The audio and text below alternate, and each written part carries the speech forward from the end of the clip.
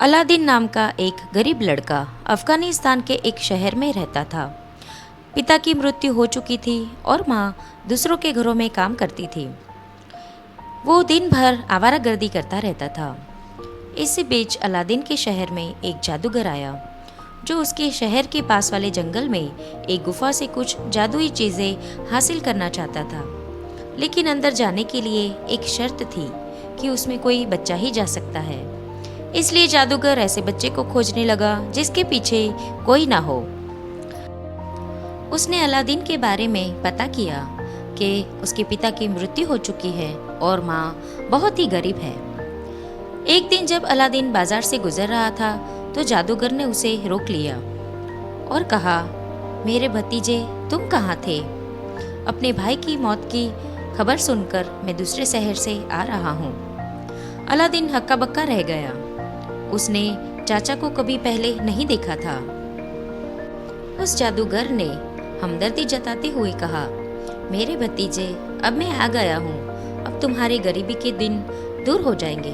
तुम मेरे साथ चलो, मैं तुम्हें खजाना देना चाहता हूँ। खजाने की बात सुनकर अलादीन जादूगर के साथ चल पड़ा।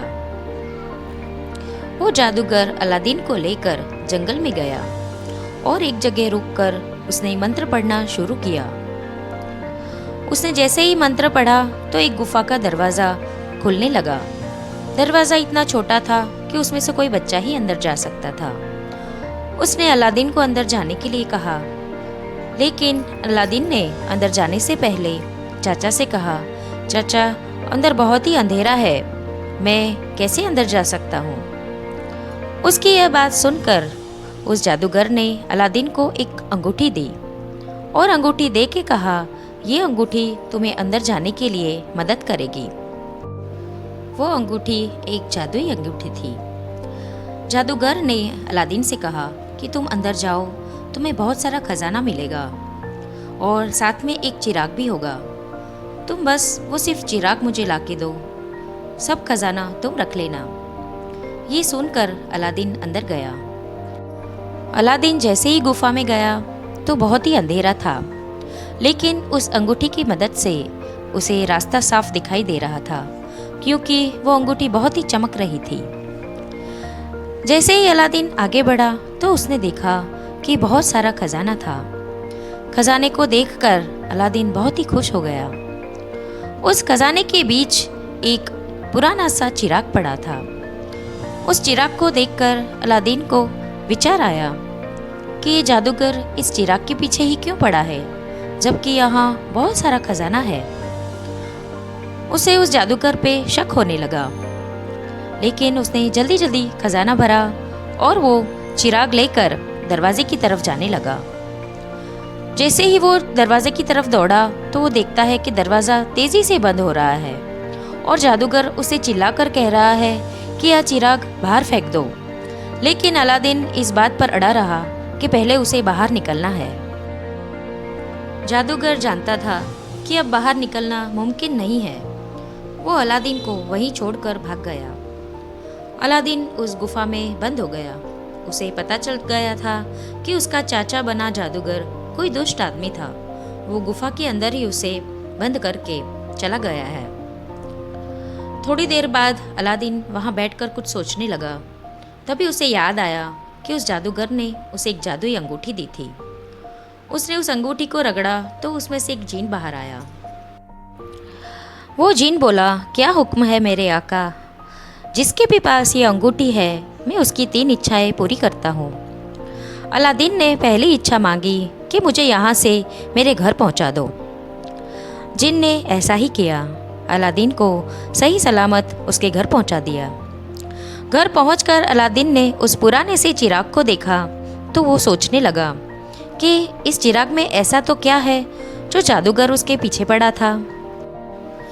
उस पुराने से चिराग को साफ करने के लिए अलादीन ने अपने हाथों से उसे रगड़ा। जैसे ही उसने रगड़ा तो उसमें से एक बड़ा सा जिन बाहर आया और आते ही बोला, क्या हुक्म है मेरे आका? मैं उसका गुलाम हूँ जिसके पास ये चिराग है। अलादीन ने जिन को हुक्म किया कि मेरे घर को एक बड़े से राजमहल में बदल दो और मुझे एक शहजादा बना दो। जिन ने ऐसा ही किया। उसने अलादीन के छोटे से घर को बहुत ही बड़ा राजमहल बना दिया और गरीब अलादीन को एक शहजादा बना दिया। ये सब देखकर अलादीन की माँ बिल्कुल आश्चर्यचकित हो गई। वो पूछने लगी कि अलादीन, ये सब कैसे हुआ? तब अलादीन ने कहा कि माँ, ये ऊपर वाले की मेहरबानी और आपकी दुआओं से हुआ है। उसकी माँ बहुत ही खुश हो गई। अलादीन बहुत ही नेक और दयालु था। वो नगर के गरीब लोगों को मदद करता था। उसकी सब अच्छी अच्छी बातें सुनकर उस नगर के बादशाह ने पूछा कि ये अलादीन कौन है, मैं उससे मिलना चाहता हूँ। अगले दिन अलादीन तोहफे लेकर बादशाह के राजमहल में पहुंचा। जैसे ही वो महल में पहुंचा तो उसने राजकुमारी को देखा। जैसे ही राजकुमारी को देखा तो अलादीन उसके प्यार में पड़ गया। अलादीन ने राजकुमारी से शादी करने के लिए बादशाह से बात की। शहजादी को भी अलादीन पसंद आ गया था। बादशाह भी अपनी पुत्री की शादी अलादीन से करने के लिए राजी हो गया। तभी उस जादूगर को ये पता चला कि अलादीन बहुत ही अमीर हो गया है और बादशाह की बेटी से शादी करने जा रहा है। उसने अलादीन के पास से उस जादुई चिराग को हथिया लेने के लिए एक उपाय किया। वो भेष बदलकर चिराग बेचने वाला व्यापारी बनकर उसके घर के पास आया और चिल्लाने लगा कि पुराने चिराग के बदले नया चिराग ले लो। ये सुनकर अलादीन की माँ पुराना चिराग जो उसके पास पड़ा था उसे लेकर उस व्यापारी के पास आई और जादूगर उस चिराग को देखकर बहुत ही खुश हो गया। उसने वो पुराना सा चिराग ले लिया और एक नया वाला चिराग अलादीन की माँ को दिया। उसके बाद उस जादूगर ने उस चिराग को रगड़ा। उसमें से एक जिन बाहर आया। उस जादूगर ने जिन को हुक्म दिया कि तुम अलादीन को पहले जैसा गरीब बना दो और शहजादी के मन से अलादीन की सारी यादें भुला दो। जिन ने ऐसा ही किया। अलादीन को पहले जैसा गरीब बना दिया और शहजादी के मन से अलादीन की सारी यादें भुला दी। अब शहजादी उस जादूगर से शादी करने जा रही थी। अलादीन बहुत ही उदास हो गया और सोचने लगा कि अब क्या किया जाए। तभी उसे याद आया कि उस दुष्ट जादूगर ने उसे एक जादुई अंगूठी दी थी। उस अंगूठी को रगड़कर अलादीन ने जिन को बुलाया और उस जिन से कहा कि मुझे जादुई चिराग के पास पहुंचा दो। जिन ने अलादीन को एक राजमहल में पहुंचा दिया जहां पर उस दुष्ट जादूगर ने उस जादुई चिराग को छुपाया था। अलादीन भेष बदलकर उस राजमहल में आया। वो चिराग को ढूंढ रहा था। तभी जादूगर उसके सामने आया। अलादीन ने कहा, मैं आपकी सेवा में हूँ। जादूगर को बिल्कुल भी शक नहीं हुआ कि ये अलादीन ही है। अलादीन पूरे राजमहल में कोने कोने में चिराग तलाश कर रहा था। आखिरकार उसे वो चिराग मिल ही गया।